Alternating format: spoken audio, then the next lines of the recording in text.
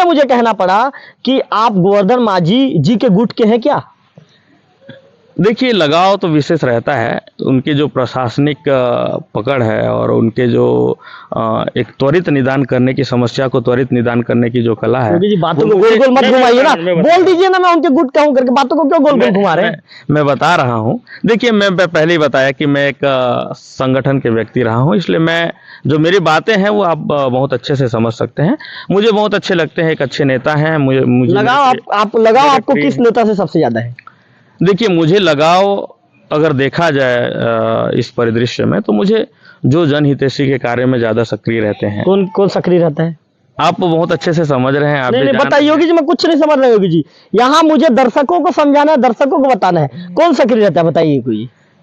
नहीं, मैं तो बता दिया ना, जो जनहितैषी बताइए ना जिलाध्यक्ष जी, चुप्पी साधोगे तो कैसे काम चलेगा? नहीं, लगातार जो कार्य कर रहे हैं, और भारतीय जनता पार्टी में बहुत अच्छे योग्य उम्मीदवार। कौन कर रहा है बताइए ना कार्य लगातार? भाई, आप देख ही रहे हैं, जिनको अवसर मिला है, अब वो कहीं ना कहीं पार्टी, संगठन, शीर्ष नेतृत्व में उस चीज का एनालिसिस किया है। मतलब डॉक्टर योगीराज माखन भी सबसे ज्यादा लगाव उन्हीं के साथ है। अब मैं आपको आपकी मुस्कुराहट सब कुछ बयां करिए योगी जी। ऑन कैमरा मैं ऐसा नहीं बोलूंगा। आपकी मुस्कुराहट सब कुछ बयां संगठन में सारे लोग जो है जुड़े रहते हैं, सब लोग के साथ मेरा लगाव है, ऐसा नहीं है।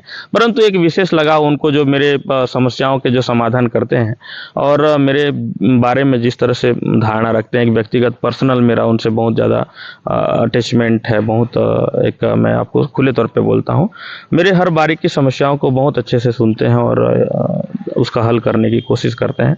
चाहे वो समाज के विषय को लेकर के हो, समाज के विषय में भी 2-3 बार हम लोग के बीच में बात सुनने में तो ये भी आया है कि जब टिकट की बात चल रही थी तो उस समय आपने भी प्रयास किया था कि गोवर्धन मांझी जी को विरानगर से टिकट मिले।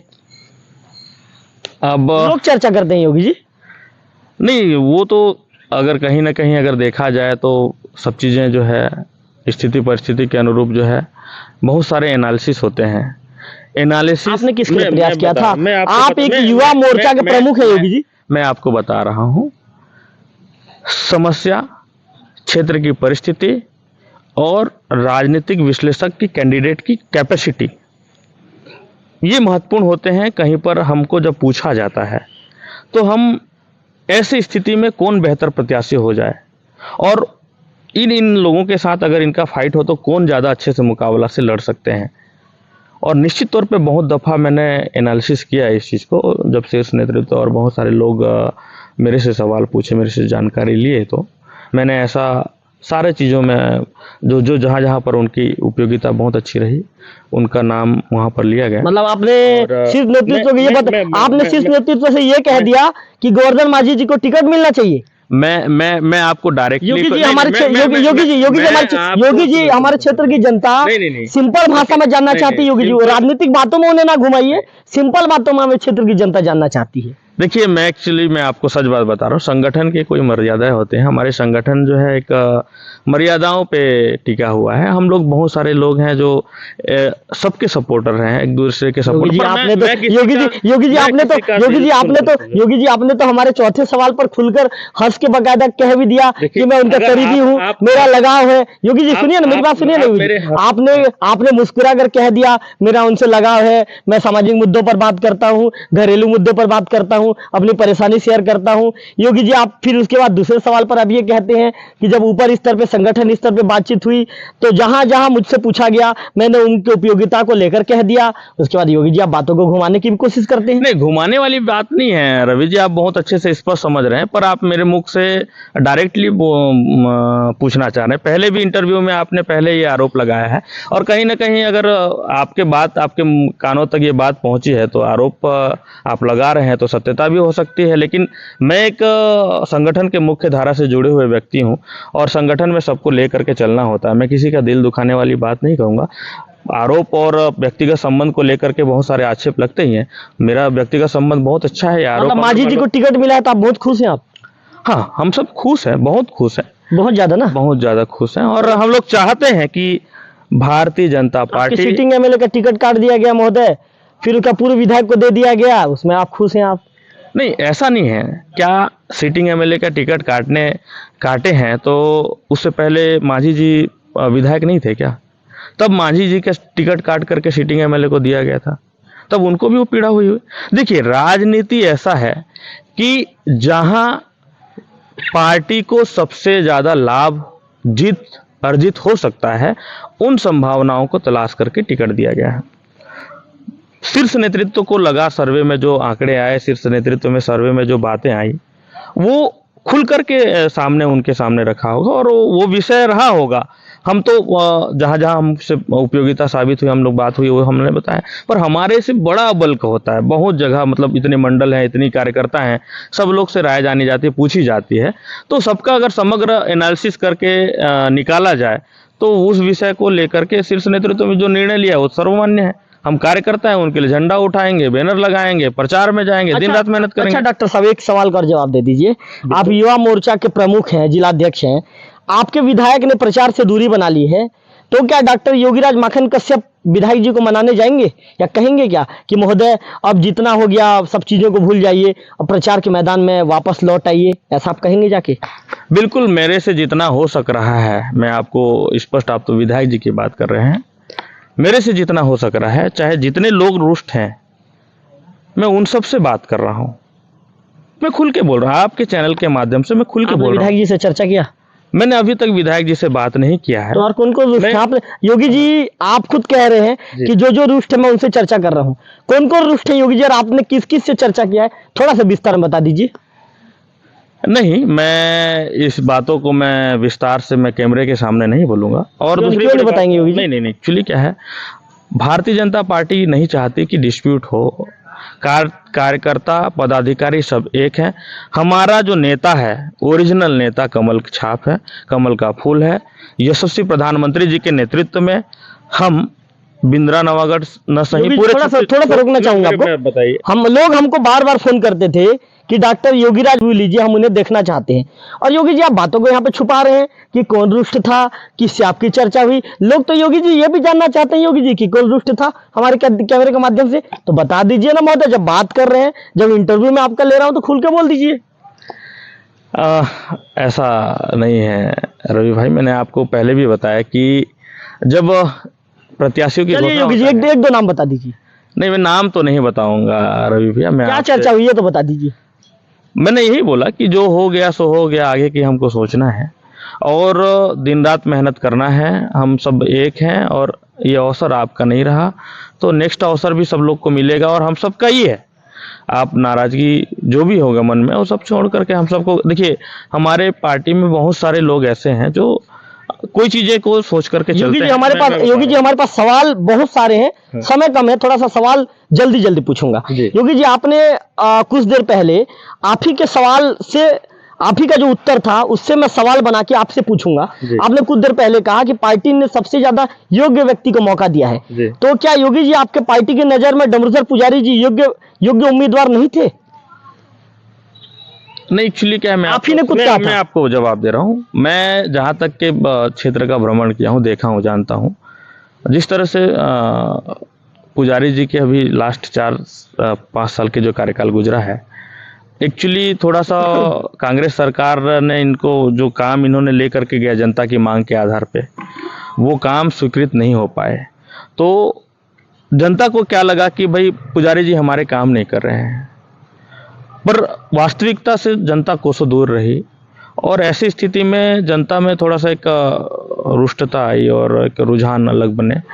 तो मुझे लगता है कि थोड़ा सा जिस तरह से मैं एनालिसिस किया, जहाँ जहाँ जगह जगह भी मैंने बात किया, देखा भी, और तो मुझे ऐसा लगता है कि एक जो है उनके अभी हमारे छत्तीसगढ़ में कांग्रेस की सरकार है और हमारे बिंद्रा नवागढ़ में सिटिंग एमएलए डमरुधर पुजारी हैं और पुजारी जी को इसका मतलब एक हानि हुआ कि वो कांग्रेस की सरकार में अपने कामों को लेकर के जो बातों को गोल गोल ना घुमाइए, एक ही चीज का उत्तर दीजिए योगी जी। आपने कुछ देर पहले कहा कि पार्टी ने सबसे योग्य उम्मीदवार को मौका दिया है, मेरे को सिर्फ योगी जी इसका जवाब दीजिए। ये क्या योगी जी कांग्रेस सरकार के पास काम करने जाते थे, काम नहीं हो पाया? महोदय, यदि कांग्रेस सरकार सपोर्ट नहीं करती, मैं किसी पार्टी का पक्षधर नहीं हूं, कांग्रेस सरकार सपोर्ट नहीं करती, तो क्या आपके विधायक जी यात्री प्रतीक्षालय बना सकते? लगभग 6-6 लाख रुपए के 20 से 22 यात्री प्रतीक्षालय बने हैं, कई काम हुए महोदय। योगी जी आपके पार्टी की विषय में जब चर्चा कर रहे हैं योगी जी, तो उसमें जवाब दीजिए ना। बातों को योगी जी आप घुमा क्यों रहे हैं गोल गोल, या योगी जी आप सीधा जवाब क्यों नहीं दे पा रहे?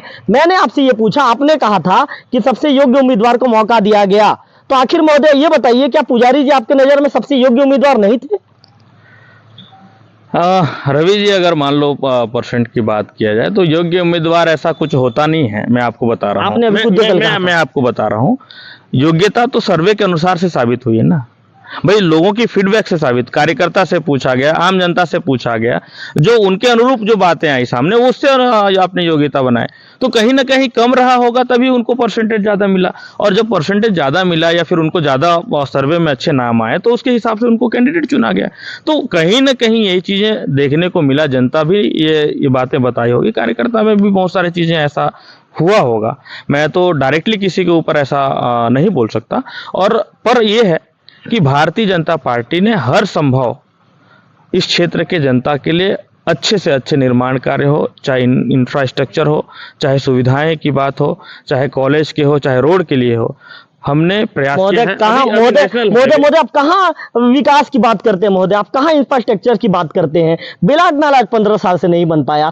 मैं भी महोदय क्षेत्र का नागरिक हूँ, पत्रकार से पहले क्षेत्र का नागरिक हूँ। योगी जी, नगर पंचायत का आपके मुखिया, जो पूर्ववर्ती सरकार में आपके मुखिया थे डॉक्टर रमन सिंह जी, आते थे, कहते थे कि नगर पंचायत बनाएंगे, चले जाते थे। कांग्रेस सरकार के मुखिया ने तो घोषणा किया महोदय, और आज बाकायदा मंत्रालय से जो पत्र जारी हो गया, दावा आपत्ति पत्र जारी हो गया, बेलाट नाला नहीं बन पाया योगी जी, मुंगिया नाला नहीं बन पाया योगी जी। आज लो वोल्टेज की समस्या से लोग यहाँ के लोग जूझ रहे थे। और योगी जी, आप लोग विकास के बड़े बड़े दावे करते हैं योगी जी, कांग्रेस सरकार को घेरने की बात कहते हैं। योगी जी, मेरा कहना है कि जो चीजें जमीनी स्तर पर दिख रही है उन चीजों से न भागिए, खुलकर उन चीजों पर चर्चा कीजिए, मेरा कहना है योगी जी।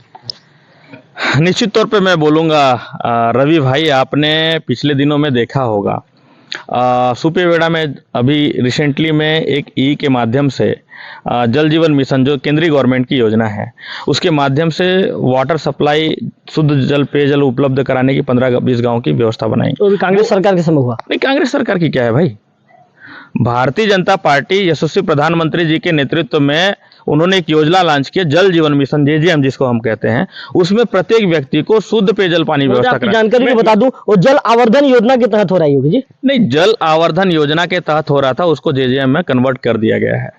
आपको मैं जानकारी के लिए मैं बता दूं, और शुद्ध पेयजल योजना इसीलिए हमारे शासनकाल में 2018 में जो टेंडर हुआ था उसको कांग्रेस सरकार ने निरस्त करवाया, ताकि अपने पैसा देने न पड़े करके, और यही इसी चीज को सेंट्रलाइज करके सेंट्रल के पैसा को इनमें अपने नाम से भुनाने की कोशिश कर रहे हैं। वैसे बेलाट नाला के भी स्वीकृति हो चुका है, वो अभी भी अधर में पड़ा हुआ है। कांग्रेस सरकार से स्वीकृत हुआ ना? नहीं, बता रहा हूँ, विधायक जी के प्रयास से स्वीकृत हुआ है। पिछली बार हमने जब धरना योगी जी, डमरूजा जी इससे पहले भी तो विधायक थे, आखिर उन्होंने क्यों प्रयास नहीं किया? उस समय आपकी सरकार थी। योगी जी, रटे रूटा जवाब मत दीजिए योगी जी, जमीनी स्तर पे बात करते हैं योगी जी। देखिए रवि भाई, अगर हम बल्क में बहुत सारा काम लेकर के मैदान में उतरते हैं तो कुछ काम जो है प्रायोरिटीज अगर मान लो निर्धारित नहीं हो पाती, प्रायोरिटी अगर हमारी नहीं बन पाती है तो कुछ काम छूट जाते हैं, और हमको लिमिटेड टाइम मिलता है 5 साल तक के।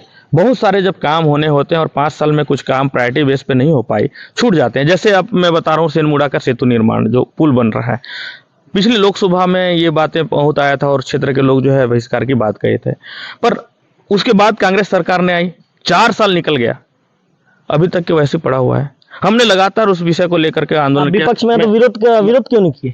मैं बता रहा हूँ ना, गोवर्धन मांझी भैया और मेरी लगातार इसमें पत्रकार वार्ता होती रही, पत्रचार होते रहा। विधायक ने पत्रचार नहीं किया? नहीं, मैं बता रहा हूँ विधायक जी ने भी प्रयास किया। आप अभी बोले कि गोवर्धन मांझी भैया और मैं क्या करके बोले? साझा जो बता रहा हूँ, साझा जो मैं बता रहा हूँ। खैर, आप तो गोवर्धन मांझी जी के आदमी, इसलिए उनका ज्यादा बार-बार नाम ले रहे हैं। साझा जो मैं बता रहा हूँ भाई, जो चीजें मैंने किया वो चीजें मैं स्वीकार कर रहा हूँ ना, तो उस चीज को हमने लगातार उठाया।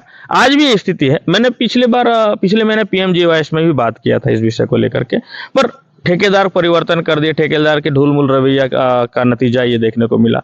आप खुद देख रहे हैं, नेशनल हाईवे का भी रोड बन रहा है केंद्रीय योजना के अंतर्गत, अभी कितने बड़ा चौड़ा रोड बन रहा है, और अभी PWD का रोड बन रहा है अमलीपदर से लेकर के आपका उरमाल देवभोग होते हुए। ये आने वाले दिनों में ये तो विकास के लिए और अग्रसर होंगे, और एक समय देगा और एक अवसर प्रदान करेगा इस क्षेत्र के लिए। और जब ये रोड जुड़ जाएगा उड़ीसा के साथ, तो आवागमन की सुविधा जब बढ़ेगी तो निश्चित तौर पे इस क्षेत्र का बहुत अच्छा से विकास होगा। और मैं ये बोलता हूँ यातायात, योगी जी जब अब थोड़ा समय कम है हमारे पास, सामाजिक मुद्दों पर भी बात करना है। जी, जी, जी। योगी जी, आप कोसरिया महरा समाज के जिलाध्यक्ष की कमान भी आपके हाथों है, लेकिन योगी जी पिछले दिनों जो देखने आया, कुल मिलाकर आपके सबका समाज दो गुटों में बट गया है। आखिर योगी जी, आप जब जिलाध्यक्ष हैं, जब समाज की कमान आपके हाथों में है, तो आखिर समाज दो गुटों में क्यों बट गया है? थोड़ा सा विस्तार से बता दीजिए। देखिए रवि जी, हमारे महरा समाज में जब से समाज का प्रादुर्भाव हुआ है, हमारे जो पूर्वज ने जो नियम बनाए, उसमें समाज के जो अध्यक्ष होते हैं उसका चयन केवल 5 वर्ष में होता है, और वो आम सभा के चुनाव में होता है। और आम सभा में पूरे हमारे इस जिला में 60 से 65 गांव हैं जहां हमारे समाज के बहुतायत संख्या है। तो लगभग 30-25 हज़ार के आसपास की हमारी जो जनसंख्या है, वो इस सभा में उपस्थित होकर के अपना अध्यक्ष का चयन करते हैं। पिछली बार जब 2 साल पहले हमारा 1.5 साल पहले अप्रैल में हमारा चुनाव हुआ था, यही महासभा ने हमको चुन करके भेजा। और जो हमारे अपोजिशन में थे, जो खड़े हुए थे और जो हार गए थे, वो कहीं ना कहीं कुंठित हो गए, और वो हम लोग से प्रतिशोध की भावनाओं को लेकर के, हम लोगों को वो बात लेकर के वो अपने में रंजिश बनाना चालू कर दिया, और रंजिश बनाते बनाते समाज को 2 हिस्से में बांटना चालू कर दिया। और विषय एक आता है, हमारे एक समाज के एक व्यक्ति हैं, मैं नाम नहीं लूँगा, उनके संबंध में भी जब उनको एक समाज मुख्य धारा में किसी विषय वस्तु को लेकर के जब आया, तो उसको लेकर के तरह तरह अनलगल टिप्पणियाँ, टीका टिप्पणियाँ की गई, और बात वहाँ पर से बढ़ गई, और उन्होंने अलग बातें अलग समाज की बनाने की घोषणा की। और जब भवन की बात आई, मैं आपको मुख्य बिंदु पे लेके आता हूँ। छत्तीसगढ़ में बिंद्रानवागढ़ गरियाबंद में मुख्यमंत्री जी का आगमन हुआ था, भेंट मुलाकात कार्यक्रम हुआ था। तो हमारे समाज के प्रतिनिधि मंडल ने वहाँ पर भूपेश बघेल जी से जिला स्तरीय भवन की मांग की, और जिला स्तरीय भवन की मांग की तो हमारे जो प्रतिनिधि मंडल से पूछा गया कि आपकी संख्या बहुतायत कहाँ रहती है। बहुतायत देवों क्षेत्र में रहती हैं, और मुंगझर और मोखागुड़ा जैसे गांव में बहुत ज़्यादा संख्या की मात्रा में हमारे समाज के लोग रहते हैं। तो वो जब मांग रखी और भवन की स्वीकृति हुई, तो दोनों गांव के नाम दिए गए थे, परंतु उसमें से एक गांव का सिलेक्शन हो गया। इसके तत्काल बाद ही हमने उसको भवन को अपने अनुरूप समाज के प्रतिनिधि मंडल, समाज जहां चाहती है वही बनाने के लिए हमने आवेदन लगाया, और कलेक्टर से भी बात की। आवेदन पेंडिंग में रहा, हमने उसके बाद एसडीएम से बात की, और इस दरमियान राशि स्वीकृत हो गई। राशि आए तो हमने मंत्रालय में भी आवेदन लगाया। मंत्रालय से फीडबैक आया कि भाई आप कलेक्टर से बात कर लीजिए और फिर एसडीएम से बात कर लीजिए। एसडीएम से बात करने के बाद जो बातें आई कि मुंगझर पंचायत में हमने सर्वसम्मति से बनाना चाहा। मुंगझर पंचायत के सोनामुंदी में हमने भवन के लिए जमीन भी मांग रखी, और जमीन स्वीकृत होने के लिए प्रकरण भी दर्ज है, अभी तक ये भी चल रहा है, अंतिम है प्रकरण है। और हम चाहते हैं कि भाई सेंट्रलाइज हो, ताकि समाज के बहुसंख्यक को उसका लाभ मिल सके, कि कोई भी समाज का भवन बनता है ताकि उसकी उपयोगिता सिद्ध हो। और आप जान रहे हैं, देवभोग आज ब्लॉक का मुख्यालय है, यहाँ पर स्कूल, कॉलेज, विद्यालय, विभिन्न क्षेत्र के आवागमन की सुविधाएं हैं। अगर हमारे समाज का भवन यहाँ रहता है तो कल के डेट हम उसमें अपने पैसे लगा करके छात्रावास निर्माण कर सकते हैं, एक व्यावसायिक परिसर बना सकते हैं, ताकि हमारे समाज के जो पिछड़े हुए लोग को उसमें सहयोग मिल सके, उसके विकास में हम लोग उत्तरोत्तर सहयोग प्रदान कर सकें। और समाज जो आज हम कहीं ना कहीं पिछड़ गए हैं, जो दबे कुचले रहे हैं इतने सालों से, वो समाज को हम अग्रसर करें। यशस्वी प्रधानमंत्री मोदी जी ने, उनके नेतृत्व में हम सबको एससी वर्ग में आरक्षण की श्रेणी में लिया गया। मैं उनके लिए भी, मैं इसी विशेष हम सबको एक एससी वर्ग में लेने के लिए भी हृदय से आभार व्यक्त करता हूं आपके माध्यम से, कि हम सबका प्रयास सफल रहा। मेरे नेतृत्व में हम लोग गए थे, हमारे पदाधिकारियों के साथ हम दिल्ली गए थे। सांसद जी के सहयोग से हमने अधिकारिता मंत्री से भी इस विषय में बहुत व्यापक रूप से चर्चा की थी, बहुत रिक्वेस्ट किए थे। वो कहीं ना कहीं हमको सफलता मिली, और आज हमारा जाति प्रमाण पत्र बन रहा है, हम आरक्षण की श्रेणी में आ गए। और कहीं ना कहीं इसका पूरा का पूरा लाभ आने वाले दिनों में हमारे विद्यार्थियों को, हमारे युवा साथियों को, हमारे बेरोजगार भाई बहनों को इसका रोजगार में, आने वाले सरकारी नौकरियों में और पढ़ाई में उच्चतम से उच्चतम लाभ मिलेगा। और समाज के विकास। तो ये थे डॉक्टर योगीराज माखन कश्यप। हमने उनसे राजनीति से के साथ ही सामाजिक मुद्दों पर बातचीत की। उन्होंने बड़े ही बेबाकी तरीके से हमारे चैनल पर कहा। हमने उनसे बिंद्रानवागढ़ को लेकर भी सवाल जवाब किया। उनका कहना है कि इस बार बिंद्रानवागढ़ हमारी ही पार्टी बीजेपी ही जीतेगी। बीजेपी का अभेद किला को कोई भी भेद नहीं पाएगा। कैमरा पर्सन गंधर्व बेसरा के साथ रविकांत तिवारी, ओकल टीवी, देवभोग।